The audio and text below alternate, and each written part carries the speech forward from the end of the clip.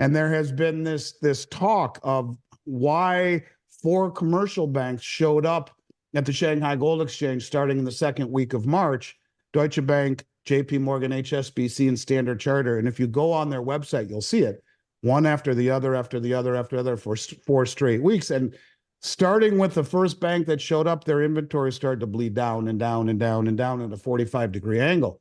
Now, it's important to note that you cannot export gold out of China, but you can silver. It's also important to note that it seems as though with the bleed down on COMEX and the bleed down on the LBMA, where the LBMA, the London Bullion Metals Association, came out and said we're at the second lowest level of silver in the history of the exchange. And so their metals are being bled down. And there was a report and a video that I saw on Palisades Radio that was phenomenal. A guy named David Jensen, I think is his name. I'll give him credit. He deserves it. Where he talked about the LBMA admitting to their numbers that they post on the amount of trades that are settled are 10 times underreported. Well, they trade 20 million ounces of gold per day and 292 million ounces of silver per day. If those numbers are 10 times underreported, you're talking 2.9 billion ounces of silver per day, which is 3.5 times global mine supply. There's only 300 million ounces that is not spoken for by the ETFs on the LBMA, and they're trading 3 billion per day, 200 million ounces of gold per day. But remember, you can't export gold, right?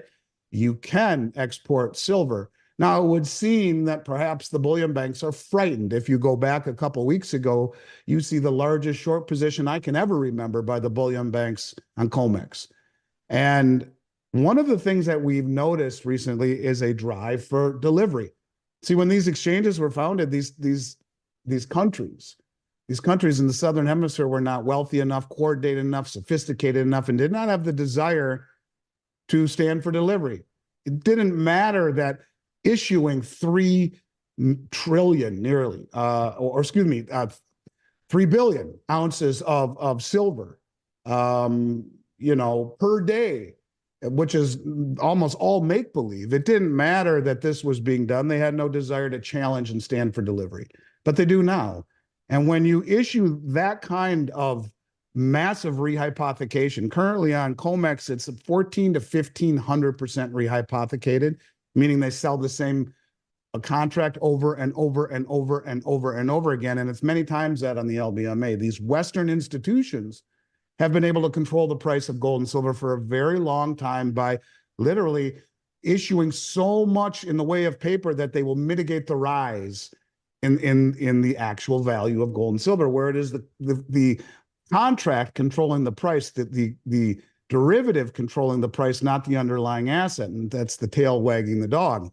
And I think the very sophisticated traders in the Southern Hemisphere realize this is how you win the game. It's not by firing cruise missiles at the United States. It's by beating the commercial banks where they are most vulnerable. And this is these completely naked short positions that are rehypothecated over and over and over and over again, where no one ever stood for delivery until now. It's setting up for a massive silver squeeze. And maybe, just maybe, this is why you have these 4 big cartel bullion banks who are notoriously known to be short, coming over with hat in hand in the Shanghai Metals Exchange 4 weeks in a row. Maybe that's what this is talking about. The bottom line is, to me, silver represents the best, most undervalued asset I've ever seen. It's almost as if gold and silver markets seem to be playing by a new set of rules, I guess is what I would try to say. And it's almost as if commodities, like Zoltan Pozsar said, this is Bretton Woods 3, a system surrounded by commodities. It's as if commodities are worth more than currency nowadays, and this is a rush to do so. To the St. Petersburg International Economic Forum, where Putin gave an address and said that the Bretton Woods monetary system is dead and gone. And he said the current one is based solely upon confidence in the U.S. economy. And so what he was basically saying is that you go back to Bretton Woods when the dollar was backed by gold, it was backed by gold. And Now that it's not backed by gold and the Saudis decided to not re-up the exclusivity agreement moving forward, it is dead. And it is backed by nothing but confidence of the U.S. economy and of the U.S. system. He said there is no other guarantee other than confidence in the U.S. economy in the current global financial system. And that is a fool's errand, if you ask me. A country that is literally over 100% debt to GDP, closer to 130%. No one's ever crossed that line and come back, ever. About 125, 26% debt to GDP, if we believe the numbers. And the debt keeps growing. But where it gets very interesting is the admission by Dilma Rousseff. She's the president of the BRICS New Development Bank. And Putin made an announcement that the BRICS are working on their own payment infrastructure, as I said, but that he had a meeting with Dilma, the president of the BRICS New Development Bank, and they did talk in detail about the development of a new currency. And it was confirmed by her that it's called the unit. And originally when the finance minister, Sergei Glazyev, talked about this commodity-backed and currency-backed currency, he called it, for the last 3 years, a basket of commodities and a basket of local currencies. But evidently the realization of trying to value commodities, a basket, represented too much challenge, where these things can have too much in the way of variability. Wheat, oil, different grades of oil, different commodities like copper or whatever you would be talking about have the cost of transportation, and all of these things factored into it. So they did what made sense, and they have come out and confirmed that the unit, this transactional form of cross-border payments, will be anchored in 40% gold and 60% BRICS plus currencies. And the 40% gold makes great sense. That's pretty much what the Swiss had used when their currency was pegged. They used 40% gold backing. Gives them monetary latitude in terms of being able to print money and do things, but with a 40% anchor, you can't go too far. And it makes sense because gold is the only other tier one asset in the world. And it makes sense because the central banks are buying it at a level the world has never seen, using the suppression of the Western market to do so. And it makes sense because you're seeing treasuries being sold at record levels, which used to be part of the petro deal, and where all of these countries would put their excess reserves because of the liquidity and the safety. And now they're shedding those treasuries, which have proven to be volatile in a rising interest rate environment. And I might be one of the only people other than Martin Armstrong who are screaming that rates are going to go much higher, not lower. I mean, they may attempt to lower the front end of the curve here, maybe as we head into the election, which would be a completely political joke, but the back end they can't control, and nobody wants our duration treasuries. Nobody. They are selling them in favor of things that have been remonetized like gold and oil. When you see Iran award a very large contract to China for modernizing their airport, they're paying for it in oil. When all of these yuan settlements, digital yuan, are being settled around the world, the yuan is immediately convertible into gold in the Shanghai Gold Exchange. And so gold and oil are being remonetized. And so the day after this meeting, Putin and Dilma Rousseff had a private room meeting with Sergei Glazyev, who's the architect of all this shit. And he's also the minister of the minister of economy for the Eurasian Economic Union. Now, I've been saying for 2 years that the Eurasian Economic Union, which are all those countries that end in STAN, and the Shanghai Cooperation Organization, who Iran joined, Saudi Arabia joined, they're the largest regional military and financial group on the planet. They're going to join the BRICS. I mentioned earlier in the year, the president of Belarus called for a summit to bring these two groups into the fold. They're going to join. And anyways, they had this meeting, and they were both, as they say, very pleased and revealed, as the head of the bank, the BRICS New Development Bank came out and said, yes, it was agreed that we're very excited about this new unit, and there will be a special conference in Shanghai on the unit in September. That's interesting. That's a month before their big meeting in October. This to me means that the new payment system, this unit, will most likely be in some form or another announced at the BRICS meeting in October. And I think that is something that people should understand is coming. And it's interesting because the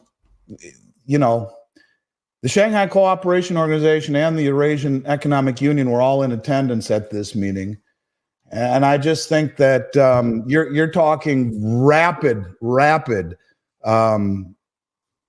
a rapidly growing unit of in every capacity. There was just an article, and stop me if you want at any point here, but by the way, and I don't know if I think we might have talked about this last week. It was confirmed also that they will use Project Enbridge as their platform, or something to that degree. In fact, it appears that they're going to use Project Enbridge, which has the capacity to integrate into it even the SWIFT system. It has the capacity to add into it the SIPs, the cross-interbank payment system of the Chinese, and the Russian form, all of these things that sidestep SWIFT. They have, Saudi Arabia has become a full participant in Project Enbridge. And I said on several occasions, I find it interesting that the first two test trades that they did in 23 at the end of the year was a cross-border payment for gold and a cross-border payment for oil. These things are replacing the treasury market. And this is a very big deal.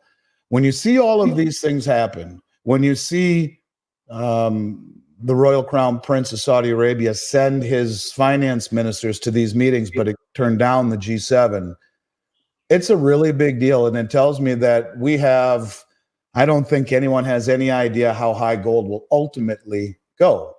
But like James Rickard says, what they've been waiting for, he says, look, this technology, the Project Enbridge technology, and the unit technology has been around for a while now.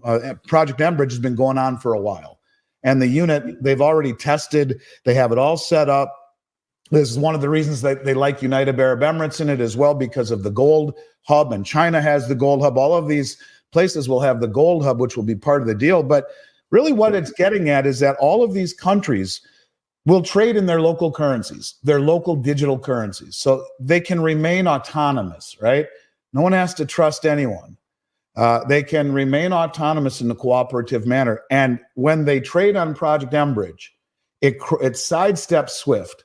So the central bank digital currency of one nation crosses over to the central bank currency of another nation, but everything settles in this common unit, this common settlement currency, which is pegged to gold and a basket of these currencies. And so it gives great incentive to accumulate gold and to shed U.S. dollars. And that's what these countries are doing, man. And it's getting closer to the realization. And I don't think really, much of the world has caught on to this yet, but watch what happens. It's going to get crazy as time goes on. As we look for gold to gain like that, of course, I mean, silver's got to gain. It's historically suppressed to gold. So theoretically, percentage-wise, it should gain even more than gold. Yeah, and there's a 90% correlation in movement since the beginning of time between the two. And they don't always move in perfect symmetry or harmony. But as one goes, so does the other. And often, like to your point, it's like if you've ever gone water skiing and you go around the turn and you get that slack, and then all of a sudden, it slingshots you. So that's what it's like. It's a rubber band that is stretched, and then and often gold will lead the way and silver will outperform in terms of its percentage. But when you look at what's going on the LBMA, and we talked about this, and I had mentioned a few weeks ago how the levels of silver kept being drawn down on the Shanghai Gold Exchange. In fact, to the lowest we've seen in, I don't know, maybe a very, very, very, very long time.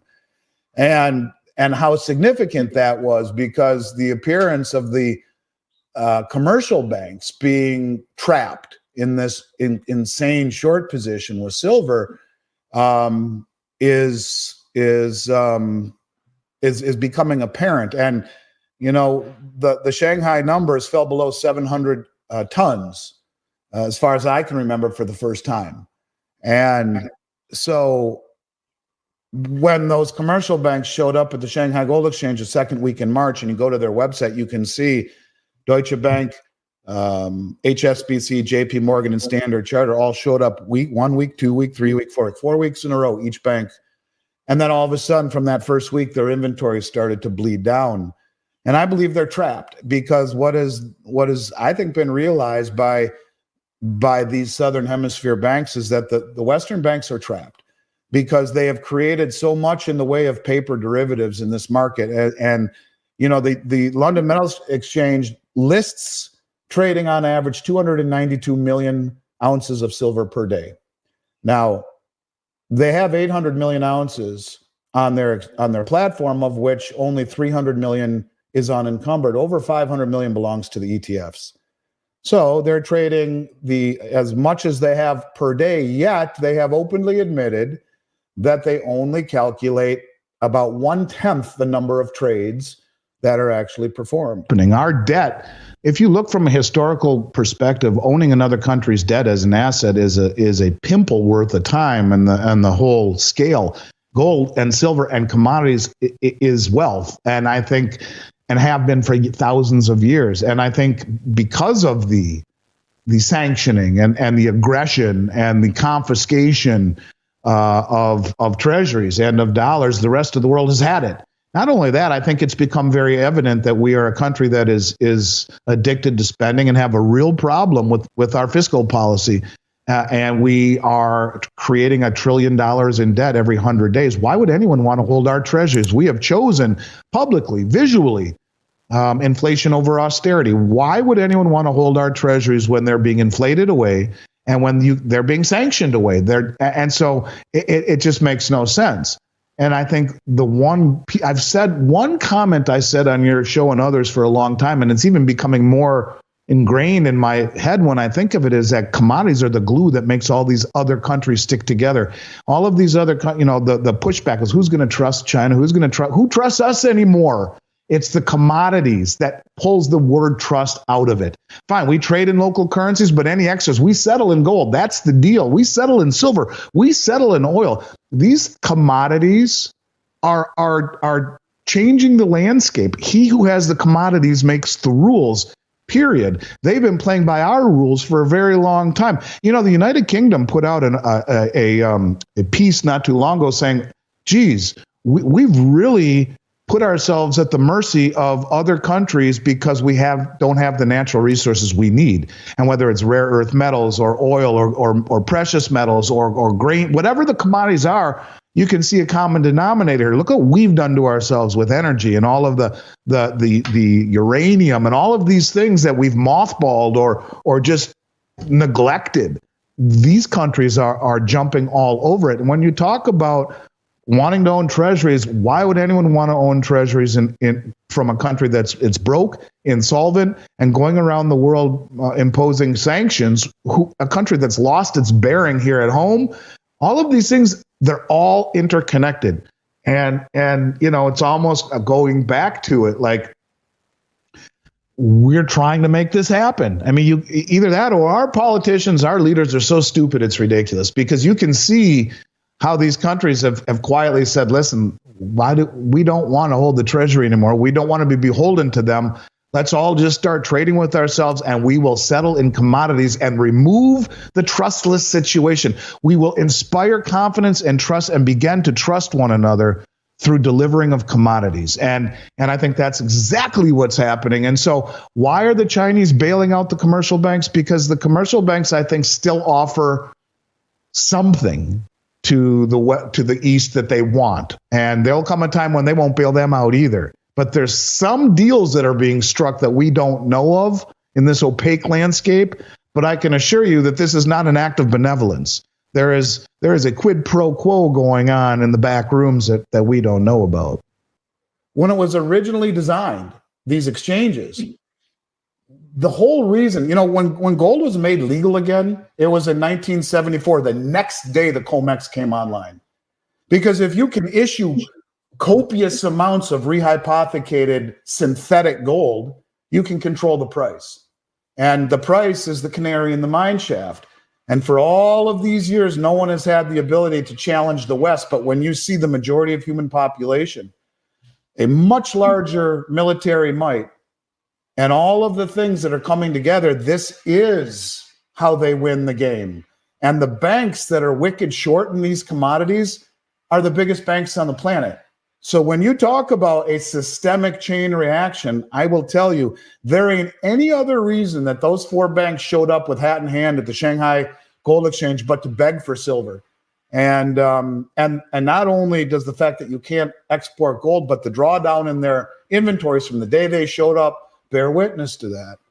Yeah, honestly, Mark, I think, I always tell people, the little by little, my painting, I think I showed you, little by little, then all at once. People doubt or are naysayers or poo-poo or disregard the little by little because it takes too long. And we live in an instantly gratifying world now, which is stupid, because that's not how markets work. You don't become rich overnight. You don't get strong overnight. You don't lose weight overnight. You don't cement a relationship with someone you love overnight. It takes work and effort. And the little by little works the same way in anything, but the little by little is happening, and people poo-poo it because the Western media keeps us all with our head buried in the sand. But you get people saying it's a nothing burger. But I will tell you this, the little by little is increasing, and it's freaking me out how fast it's happening. But I will promise you that every single one including yourselves who know it's coming, will be freaked the hell out by how fast the all at once happens. This is the whole theory of wave theory economics, Elliott wave, Kondratiev wave, human emotions. And they do drive the world and do drive the market. And when people panic, which could happen immediately in some form of an event, you'll understand what I mean. And that's when the all at once starts to happen. But anyways, I've monopolized way too much time here. I just think this is really important, what's happening. The development of, I've been saying this shit for 4 years, and to finally see it in front of me is even more scary than I can believe, because it's coming true. And if it comes true with all of these countries, and like Putin says, now he goes to North Korea and is cementing relationship there. They're reinstating the goddamn draft. All of these things that they're doing right now, man. And I think we need to be more vigilant than ever. Oh, more. And they snuck in a little provision in one of the latest aid bills. We're going to reinstate. We're going to force the mandatory sign up for the draft, and we're going to expand it for 2 more years. But then they very quietly snuck in that females are now subject to the draft as well. And because of where they snuck it in, right over the heads of 99% of Americans. Yeah. And, I don't know, man. My 2 daughters would not do well in war. I can promise you that. But I wonder what the hell's going on, man. I just do. It's you can't make this stuff up. You truly can't. And are the gold certificates? Yeah, they're actually worth quite a bit. As a matter of fact, in nice condition. If they're in decent condition, and they can be worth several $1,000s. They're neat. They're super neat. Dave said, look at it this way. You trade a fake paper fiat that has no value for real money, gold, silver that has real value, but you're not quite certain what the real value is yet. And I think that's very astute, because this is what, when Zoltan Pozsar, when I say things like Zoltan Pozsar says Bretton Woods 3, remember Bretton Woods 1, which Putin said is over. That's when we took over for the pound sterling, and our currency was backed by gold. central banks could turn it in at $35 an ounce. Their dollars for 35 of them for an ounce of gold. Bretton Woods 2 loosely when we became the petrodollar in 74. Now that just ended. Well, Bretton Woods 3 is all about commodities. And I honestly believe that the commodities are becoming more important and worth a lot more than the paper that buys them, to his point. And this is why you're seeing a rush to accumulate commodities. Do you think there's any coincidence that the Chinese bought the London Metals Exchange, which is the base metals, copper, zinc, lead, nickel, etc. Yeah, and if you look at, there was just a report that came out by J.P. Morgan, their head analyst globally, that said, on top of all of this, they said, here it is, that in 2022, China produced 68% of the rare earth minerals, 70% of the graphite, but their real dominance lies in mineral processing. They process 100% of the graphite in the world, 90% of the world's rare earth metals, and 74% of the cobalt. I mean, they have their whole dominance. And what did Putin say? We want countries that are strategically located in shipping lanes and in routes, trade routes. So they're going to link all of these organizations together: the Belt Road, the Shanghai Cooperation Organization, the Eurasian Economic Union, and the BRICS. And you have one hell of a challenging, formidable foe in military might, in human population, in GDP, trade routes, rare earths, commodities, everything. And that's the genius of it. It's like we're playing checkers and they're playing chess. And, I find it so disgusting that, you see Putin go to see North Korea. And it's just so, this is why all of these countries are doing this, right? Putin goes to see Kim in North Korea, right? And they're troubled by the deepening relationship between Russia and North Korea, the White House said on Monday. The U.S. State Department said it was quite certain Putin would be seeking arms to support his war in the Ukraine. Now think about that for a second. You want to talk about hypocrisy? Man, I love my country, but our leaders are freaking idiots, right? We've given $260 billion with no congressional oversight to the Ukraine. We've given them everything from Javelin missiles to F-16s and the intelligence on where to fire it. And they have the audacity to say this shit. It's okay for us to do it, but not you. When we can tell, Xi Jinping that, it's okay that you're friends with Russia, but you give 1 penny to the state to fight the war, we'll sanction your banks, your companies, and even Beijing. But we can do it, but you can't. The hypocrisy is what is leading this charge. Instead of being diplomatic and fair and honest, we go around doing this, which only incentivizes and pisses off more with justification. I mean, you can still be a patriot and say, my God, that's stupid policy. That's what's happening. Our debt, if you look from a historical perspective, owning another country's debt as an asset is a pimple worth of time and the whole scale.